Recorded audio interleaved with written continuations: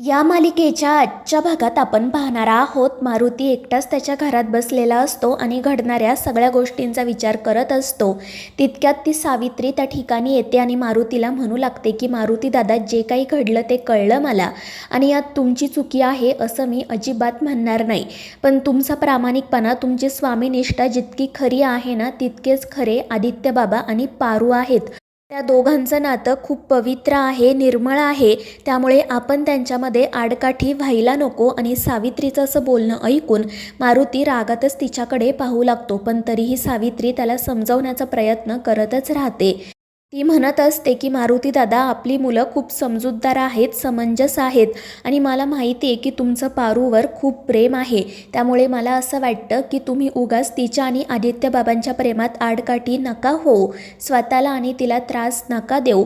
आणि सावित्रीचं असं बोलणं ऐकून मारुती सरळ घरातून बाहेर जाण्यासाठी निघतो, पण सावित्री त्याला थांबवते आणि म्हणू लागते, किर्लोस्करांची मोठी सून म्हणून पारू अतिशय योग्य आहे.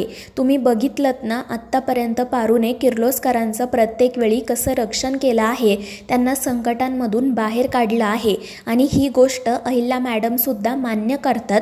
आणि म्हणूनच मला असं वाटतं की जर पारू लग्न करून त्या घरात गेली ना तर तिच्या इतकं सुखी दुसरं कोणीही नसेल. आणि हे सगळं काही ऐकून मारुतीची काळजी अजूनच वाढते.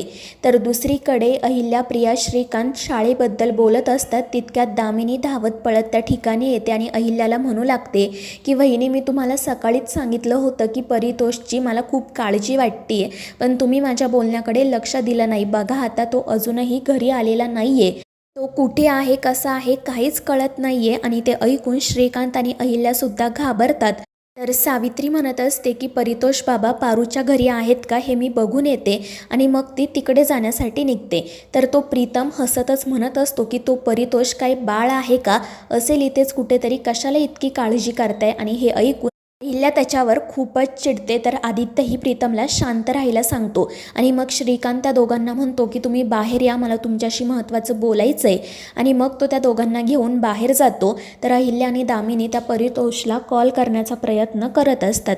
दुसरीकडे सावित्री पारूच्या घरी येते आणि तिला परितोषबद्दल सांगते, त्यामुळे पारू, मारुतीसुद्धा काळजीत पडतात.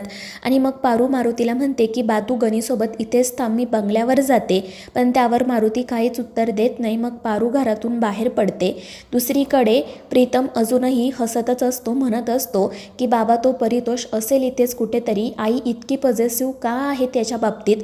आणि त्यावेळी श्रीकांत म्हणतो की हे बघ प्रीतम, ही मस्करी करण्यासारखी गोष्ट नाही आहे. तुला माहिती आहे ना अहिल्याचा परितोषवर किती जीव आहे आणि ती त्याच्या बाबतीत थोडी पॉझिटिव्हसुद्धा आहे.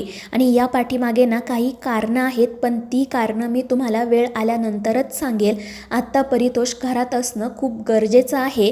आणि हे ऐकून आदित्य आणि प्रीतम काळजीत पडतात. तर श्रीकांत त्यांना सांगतो की तुम्ही जा आणि पटकन त्याचा शोध घ्या. त्यावर आदित्य हो म्हणतो आणि परितोषचा शोध घेण्यासाठी बाहेर पडतो. तर तो प्रीतमही नाईलाजानेच त्याच्या पाठोपाठ जातो. दुसरीकडे दामिनी खूप रडत असते. अहिल्या श्रीकांतला म्हणत असते की दादाने मोठ्या विश्वासाने त्याची जबाबदारी माझ्यावर सोपवली होती आणि मी मात्र ती जबाबदारी व्यवस्थितपणे पार पाडू शकले नाही. जर त्याला काही झालं ना तर मग मी काय करू. तितक्यात पारू त्या ठिकाणी येते आणि म्हणू लागते की देवी आई, परितोष सर जाताना कोणाला काही सांगून गेले होते का, किंवा तुम्ही त्यांच्या मोबाईलवर कॉल करून पाहिला का. आणि तिच्या अशा बोलण्यामुळे दामिनी अजूनच चिडते आणि म्हणू लागते की ही काही सांगण्याची गोष्ट आहे का, आम्ही त्याला काही कॉल केला नसेल का. त्यामुळे पारू गप्प बसते. तर दामिनी पोलीस कंप्लेंट करायचाच निर्णय घेते, पण अहिल्या श्रीकांतीला समजावत म्हणतात की आपण आदित्य प्रीतम परत येण्याची वाट बघू, ते नक्कीच काहीतरी माहिती घेऊन येते. आणि मग ते सर्वजण रात्रभर परितोषची वाट बघत बसतात. शेवटी दुसरा दिवस उजाडतो. आदित्य आणि प्रीतम अजूनही परतलेले नसतात, त्यामुळे दामिनीची काळजी खूपच वाढते. आणि मग शेवटी अहिल्या आणि श्रीकांतही पोलीस कंप्लेंट करण्याचा निर्णय घेतात. पण तितक्यात आदित्य आणि प्रीतम त्या ठिकाणी येतात. आदित्य अहिल्याला सांगतो की आई, आम्ही सगळीकडे परितोषचा शोध घेतला, पण तो आम्हाला कुठेही सापडलेला नाही आहे. आणि त्यामुळे घरातील मग सगळेच जण काळजीत पडतात.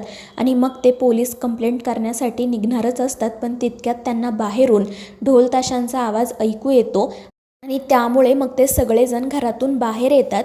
तर दारासमोर एक गाडी उभी असते आणि तिच्याच समोर ढोल ताशे वाजत असतात. सगळ्यांनाच प्रश्न पडतो की त्या गाडीत नेमकं कोण आहे. सर्वजण आश्चर्याने पाहत असतात आणि मग त्या गाडीमधून तो परितोष खाली उतरतो. तो नवरदेवाच्या वेशात असतो आणि त्याला पाहून सगळ्यांना तर मोठा धक्काच बसतो. सगळेजण आश्चर्याने त्याच्याकडे पाहत असतात. तर परितोष अहिल्याला आणि दामिनीला सांगतो की आत्या, मी लग्न करून आलो आहे. सगळं खूप घाईगडबडीत झालं, त्यामुळे तुम्हाला काही कळवताच आलं नाही. आणि त्याचं ते बोलणं ऐकून किर्लोस्करांना तर मोठा धक्काच बसतो.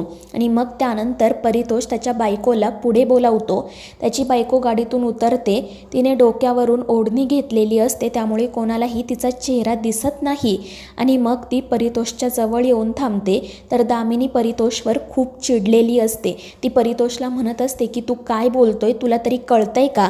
तू असं सांगतोय जणू काही तू बाहेरून जेवण करून आलाय.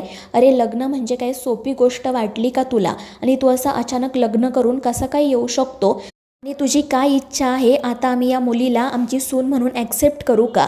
आणि दामिनीचं ते सगळं बोलणं ऐकून परितोष तिला समजवण्याचा प्रयत्न करत म्हणत असतो की आत्या, मला माफ कर, पण परिस्थितीच अशी होती की मला लग्न करावं लागलं. पण दामिनी काही ऐकण्याच्या मनस्थितीमध्येच नसते. अहिल्या आणि श्रीकांतही चिडलेलेच असतात. पण परितोष म्हणतो की आता माझं लग्न झालं आहे, त्यामुळे आता माझी बायको इथे याच घरात आपल्या सगळ्यांसोबत राहील. आणि मग ते दोघेजण अहिल्याचा श्रीकांतचा आशीर्वाद घेतात. ते नाईलाजाने आशीर्वाद देतात. आणि मग अहिल्या परितोषला विचारते की ही मुलगी आहे तरी कोण? आम्हाला तिचा चेहरा तर बघू दे.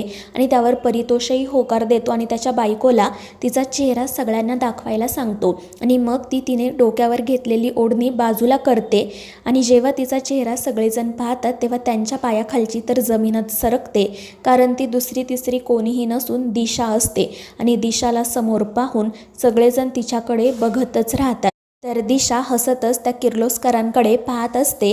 आणि मग ती त्यांच्या समोर जाऊन होणार सून मी अहिल्याची या गाण्यावर डान्स करते. त्यानंतर सगळेच जण मोठ्याने दिशा असं एक सुरात ओरडतात.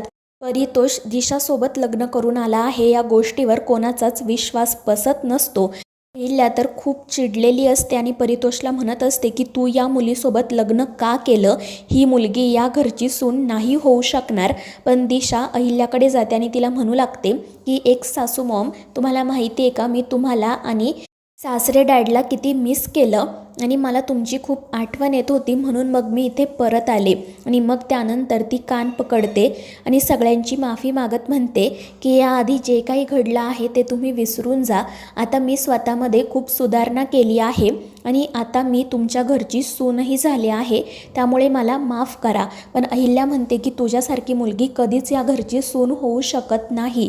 आणि मग ती परितोषला सुद्धा म्हणू लागते की परितोष, मला माहीत नाही की तिने तुला काय सांगून फसवलं आहे, पण एक गोष्ट लक्षात ठेव, ही मुलगी ना कोणाचीच सून, मुलगी, बायको, बहीण होण्याच्या लायकीची नाही आहे. रे जी तिच्या बहिणीची झाली नाही ती तुझी काय होणार?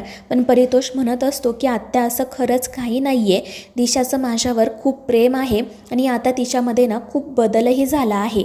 त्यानंतर मग दिशा प्रीतमकडे जाते. त्याला म्हणू लागते की प्रीतम, याआधी जे काही घडलं ना ते आता तूही विसरून जा, कारण मी आता तुझ्या मोठ्या भावाची बायको झाली आहे, तुझी वहिनी झाली आहे. आणि तिचं असं बोलणं ऐकून प्रीतम, आदित्य, प्रिया, पारू तर तिच्याकडे एकटक बघतच राहतात. आणि मग त्यानंतर परितोष आणि दिशा घरात जाण्यासाठी निघतात. पण अहिल्या त्यांना स्पष्टपणे सांगते की दिशा कधीच या घरची सून होऊ शकत नाही, तिला या घरात स्थान नाही. तर मित्रांनो, या मालिकेच्या पुढील भागांच्या अपडेट्ससाठी आपल्या चॅनेलला सबस्क्राईब करा.